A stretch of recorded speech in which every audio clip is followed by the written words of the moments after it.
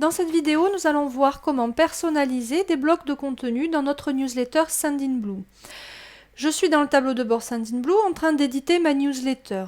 J'ai déjà, donc au centre de ma page, j'ai le gabarit de ma newsletter et j'ai déjà inséré, comme nous avons vu dans une précédente vidéo, un bloc titre, un bloc image, un bloc texte et des blocs de mise en forme plus complexes.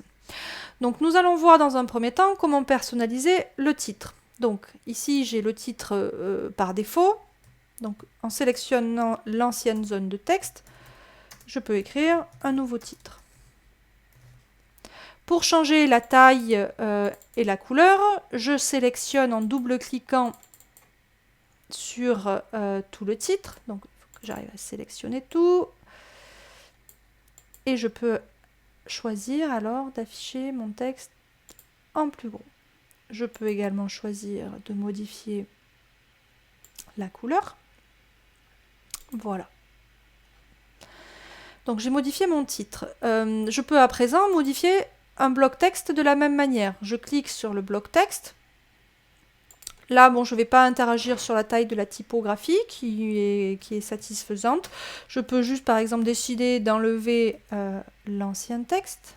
Alors, je ne peux pas tout enlever pour garder un petit peu de matière. J'efface et j'écris mon nouveau texte. Je peux décider d'insérer un ou plusieurs liens dans ma zone de texte. Donc pour cela, je sélectionne un ou plusieurs mots, je clique sur le petit pictogramme chaîne et ici, je vais pouvoir coller l'adresse de mon site internet. L'adresse de mon site internet, je suis tout simplement allée la chercher en ouvrant un nouvel onglet dans mon navigateur et j'ai copié l'adresse qui m'intéressait. Ici, je ne colle que 3W puisque ici, le protocole, le HTTP est proposé par l'interface. Alors en plus ici je vais mettre HTTPS parce que mon site est lui-même en HTTPS. Voilà, et je clique sur OK. Donc ici je suis en train d'éditer, parce que j'ai cliqué dans la zone, je suis en train d'éditer le bloc texte. Ici je le vois au libellé qui s'affiche là.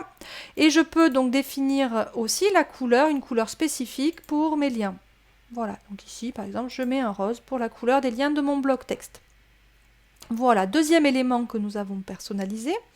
Si je souhaite, je peux éventuellement, en cliquant sur la ligne qui contient mon bloc texte, je peux aussi décider de mettre une couleur de fond.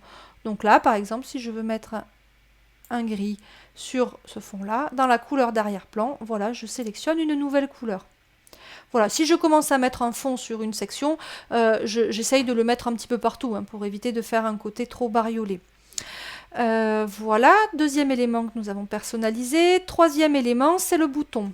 Le bouton, donc ici j'en ai deux, mais je vais plutôt, voilà, pour faciliter la visibilité, en insérer un nouveau.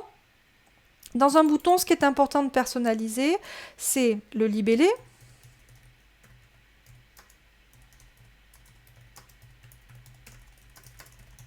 Voilà.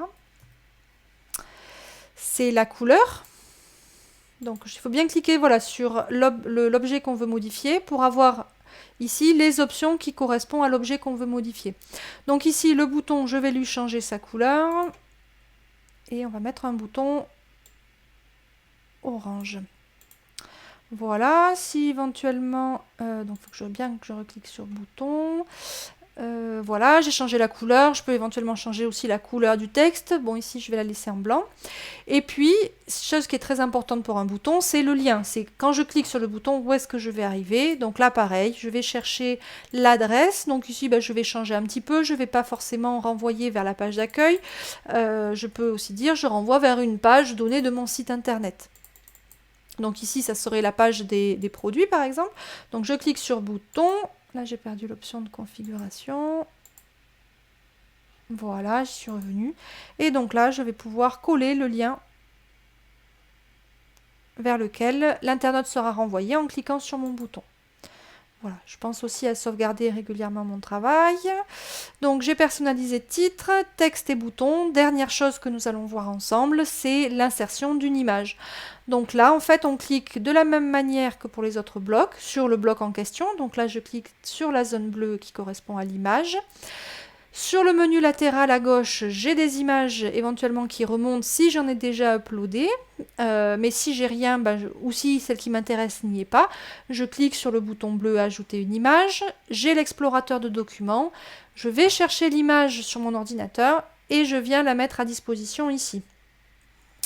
Résultat, une fois que l'image est là, je n'ai plus qu'à cliquer dessus, je maintiens le clic et je viens la déplacer dans la zone image qui m'intéresse. Donc ça va mettre un petit peu de temps à charger et l'image après est bien insérée. En cliquant sur éditer, je peux éventuellement appliquer un filtre, sépia, noir et blanc, voilà, donc là j'ai toute une série de filtres, je clique pour les activer et je clique sur exporter pour que la modification soit prise en compte. Si je veux rien faire, je ferme et je n'ai appliqué aucune modification à mon image. Voilà, oui, juste pour terminer, l'image, on peut aussi mettre un lien dessus, donc c'est bien d'une manière générale de multiplier les liens au sein de votre newsletter pour générer un maximum de trafic vers votre site. Voilà, donc nous avons vu comment personnaliser différents types de contenus dans une newsletter Sendinblue.